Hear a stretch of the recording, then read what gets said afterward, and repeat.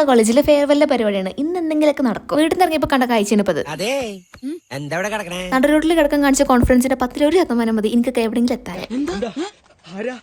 പിന്നെ ഈ രണ്ടവതാരങ്ങൾ ഞാൻ പ്രത്യേകിച്ച് പരിചയപ്പെടുത്തേണ്ട ആവശ്യമില്ലല്ലോ.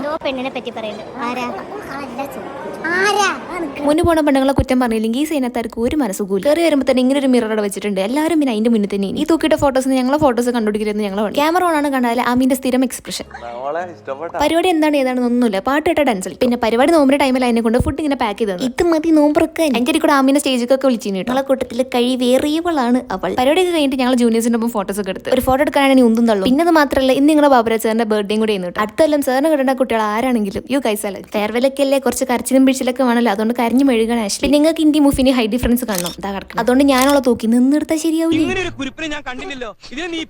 ഇത് അതന്നെ നേരത്തെ കണ്ട സാരില്ല, അതന്നെ ഇത്. ഇതാണ് രഞ്ജിനി മിസ്. ഒരു വട്ടം ഞാൻ വീട്ടിട്ട് വയറിലായതിന്റെ ക്ഷീണം മാറിയിട്ടില്ല. ഈ സാധനം എന്താ പറയുന്നത് ഞങ്ങൾക്കും മനസ്സിലാവണം, ഓളം എന്താ പറയുന്നത് നോക്കും മനസ്സിലാവണം. പിന്നെ കുറച്ച് ദിവസം എന്റെ വീഡിയോയിൽ വരാൻ ഭയങ്കര നാണാ. ഒന്ന് കറങ്ങാനേ ഞാൻ പറഞ്ഞിട്ടുള്ളൂ. സ്ലോ മോഷന്റെ കോളനിടുക.